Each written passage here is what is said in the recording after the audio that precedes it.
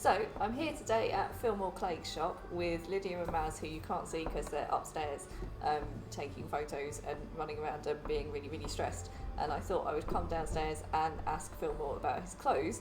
We've just realised that he's made a dress out of almost the same velvet that we've made underwear out of. So that's what I'm wearing today. And he's wearing one of his spangly bomber jackets.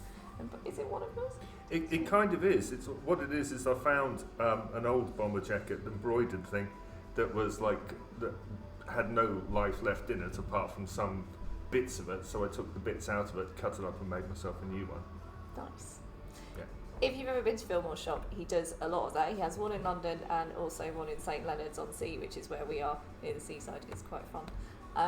And he does a lot of upcycling and a lot of quite complex tailoring, which you won't see on the high street, generally speaking, because it's really, really expensive and complicated to manufacture. So we're going to go away, and then in a minute we'll tell you a bit more about that.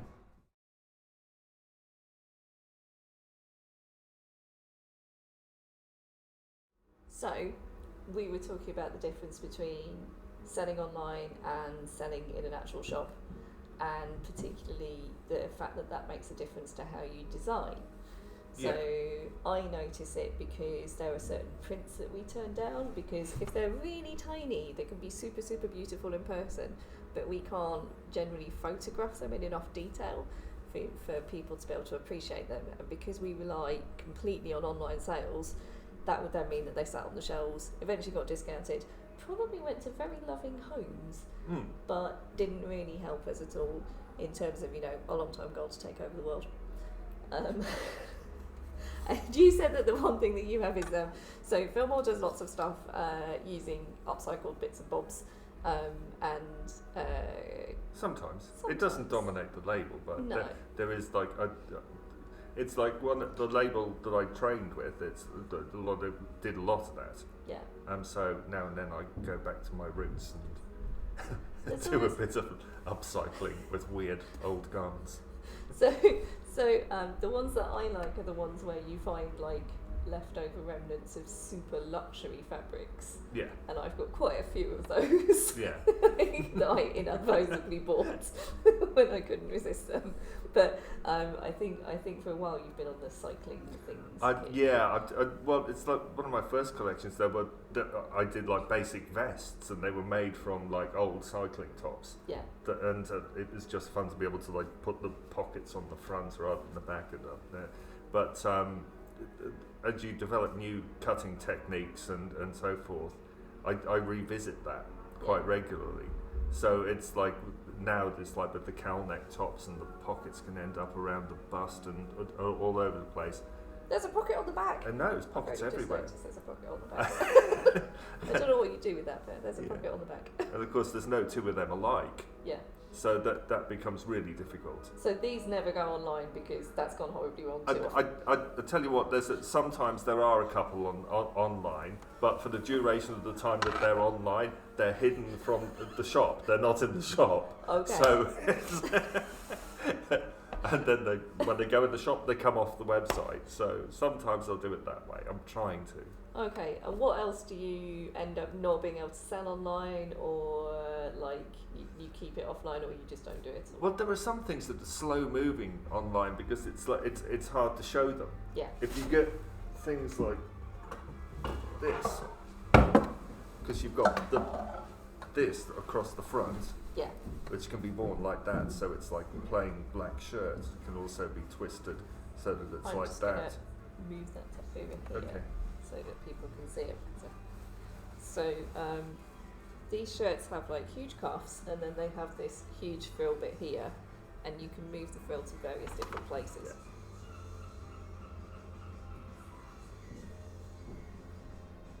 Done them in all different colourways and all sorts. It can be opened out and shaped because it's got all the stitched in pleats. Yeah. So it's like shapeable. Sculptable and things. So also from my perspective, I look at something like that and think that is so much work. How do you do that for a commercial garment? Because we always think, how much work is this? Because a certain amount of work will push it over the financial kind of limit of what we can afford to manufacture something for. So like is this partly because you don't sell to retailers, so you can? Yeah, that's a big deal, and it's like I've resisted that for a long time. Yeah. The department stores you've been approached by. Yeah. But the thing is, you're asked to make deals with them, for instance, where they have to mark everything up like 3 times or whatever, and 4 times. Yeah, it used to be 3. But and they insist that you then are have to sell at the same price point as they do.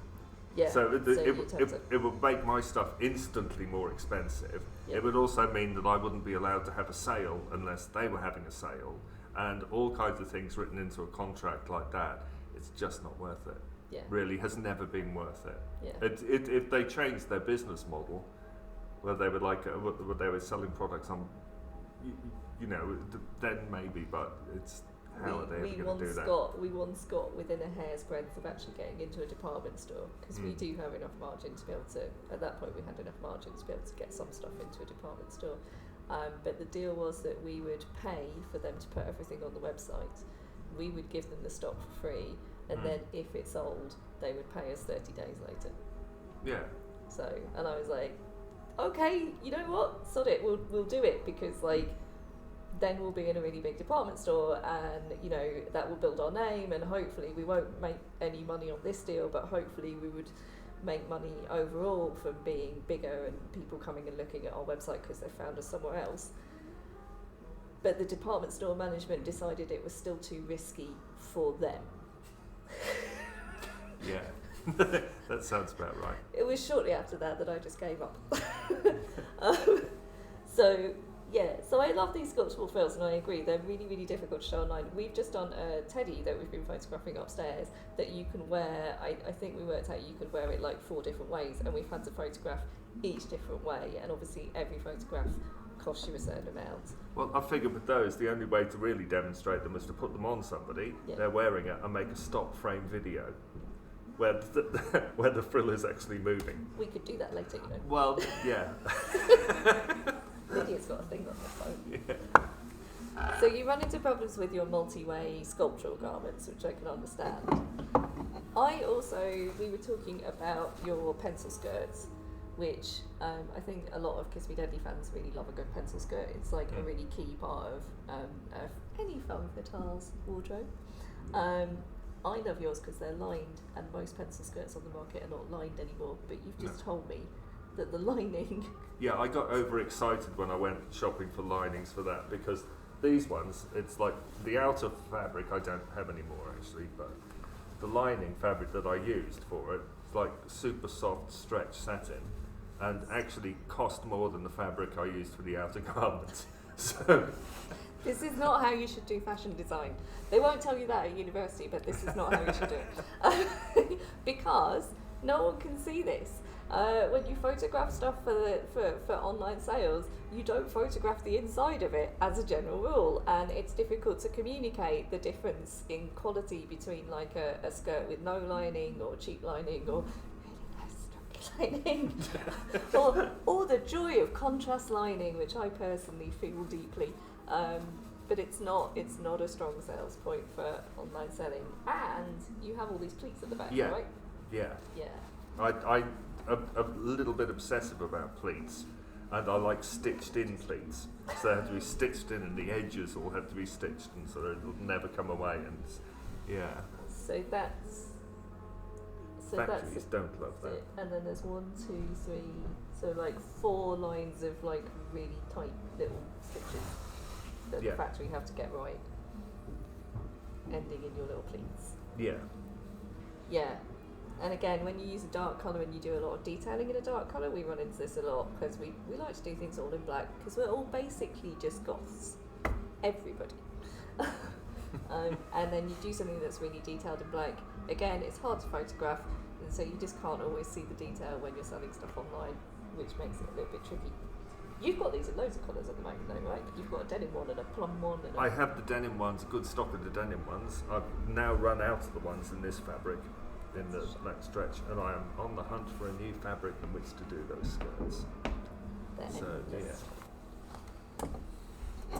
And the one I picked out, we I like stripes. I have issues with polka dots, but I like stripes. But I don't know if this is showing up or not, because it might actually be doing it on video. If you wear a really fine stripe on video or camera, on camera it often just doesn't show up.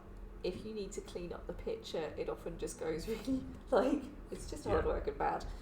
And on video, if you've ever watched like live TV and seen someone that looks like they're like just like vibrating in the shirt region, that's because they're wearing a really, really fine pinstripe and it just messes with the camera. So I've been eyeing up these dresses all day, and we're going to try and take a photo later. But they've got a combination of a really, really fine dotted white pinstripe on a black fabric here, and a slightly bigger white and black stripe on the other panels. And I don't think you've put these on the website, have you? No, Yeah. I haven't. There are other variants of them, Yeah. but not that particular version, just because it was a nightmare to photograph. Yeah. But also, the thing is, I'm very reluctant to use just one fabric in a garment. It's like, if I can use like 4 or 5, I will. Again, this is not what they would teach you to do if you're trying to run like a business that's about profit rather than fun. But it's better to find a Philmore garment that doesn't use as many fabrics as possible, and also in enormous quantities. Look at this. Come back. Well, that whole range is like the jersey, all the jersey and the skirt is because they initially did it as a costume project, costumes that I designed for a dance company. Are these the ones for the Brazilian theatre? Yeah. Oh, they look amazing. Yeah, and then once I'd done them, I thought, it did it so that like the different weights in the skirt, like drag the lightweight jersey around, so there's movement in the skirt, but every single step, every single gesture is accentuated and stuff. And I couldn't, having done it and seen that it worked, I couldn't not do it for just general. Are they more like a kind of lyrical dance skirt? Does that mean anything to you? No, it's I don't understand, but no, it is all about the movement and things, and that's why the pieces have to be so big. Yeah. And things. Well, half of them are bias cut as well, aren't they? Yeah. Yeah. So if you've been watching regularly, then you know that bias cutting takes more fabric. So you have a big roll of fabric, and the threads in it go straight. But if you want something to have movement and life, and also to be able to flow over someone's curves without needing lycra, then you cut it in such a way as the threads are going in diagonals, and that's called bias cutting. It's something that we use when we can afford it, and it uses up, I can't remember how much more fabric it is, like it's a significant percentage, like at least 30% more for each garment, and it also means that you get a fair amount of wastage on your roll if you're not very, very good at cutting, and so it's a relatively expensive technique. It was last common, I think, in the 1930s. Yeah.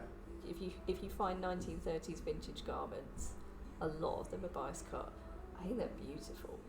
Well, I get another thing I love doing is like mixed biases. Yeah. So, like for instance, where something will be 100% on the bias, and then another section of the garment will be about 40%. Yeah.